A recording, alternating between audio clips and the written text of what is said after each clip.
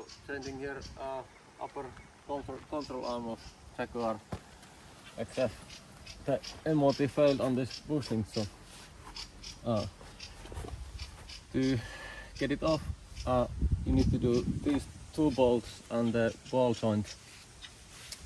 The bolts are quite interesting. The nut is 18mm and the actual bolt head is 15mm, and then here this ball joint,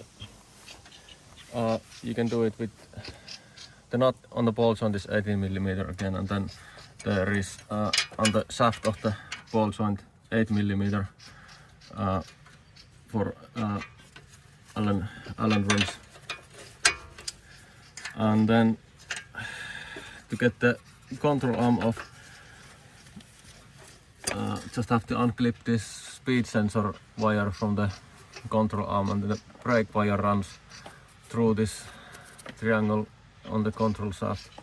So probably wise to undo it here on this joint, so it's the highest point and you probably have the least amount of brake fluid leaking, and then just undo this fastener and try to quickly swap the control arm, and then this would be the first thing then to reconnect, and yeah, that way losing least amount of brake fluid. And here is the replacement new control arm. So to get off this rear pushing bolt, the nut was supposed to be welded on the subframe, but it turns out it wasn't, and it's a very difficult place to get any wrench there, or impossible basically. So I fashioned from old multi-purpose bike wrench this kind of wrench that can just fit there through here like so, and then you can hold the nut in place there. But yeah, it was supposed to be welded, but not seems. And then this bolt head is 15, so you can just undo it then like this. But yeah, that's it.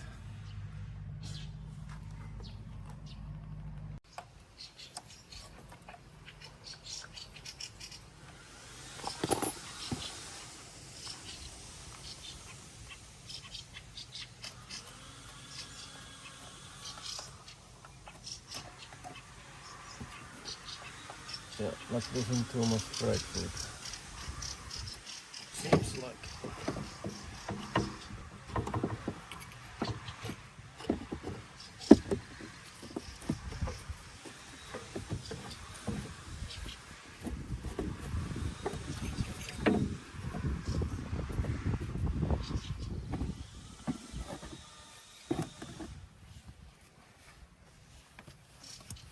In between.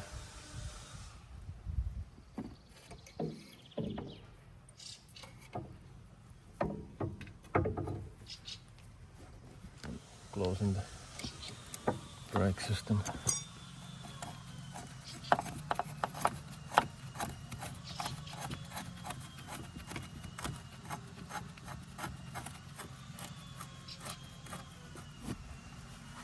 Okay, that was surprisingly easy. Good.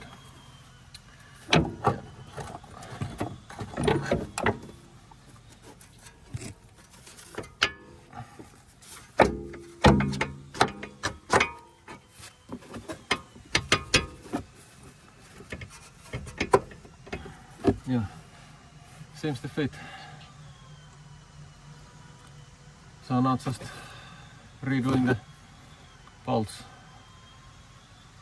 on each corner,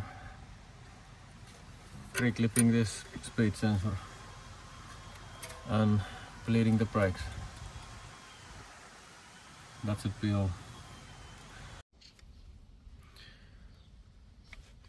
Airing the brakes from the bleed nipple there. And this will be torqued to 98 Newton meters. And it's good idea to hold the hub with jack, for instance, so that when you tighten these, they will be in the normal position. And if you tighten them when the suspension is all the way down, then when the suspension loads after you lower the car, they will remain in stressed position unless you tighten them already in the stressed position. There it is, all torque to specs and brakes bled. Now all there's left to do is put the wheel on and test drive. These were the bushings that were the reason for MOT failure, but not sure if they are that loose, but at least the rubber seems fine still. You could have also pushed these bushings out with the press and just replace the bushing, not the entire control arm. But here in Finland, they are not so readily available, and also there is this ball joint, so probably would have been wise to replace them all. So decided to, just for convenience, to switch to completely new control arm. This is the part number for the new control arm.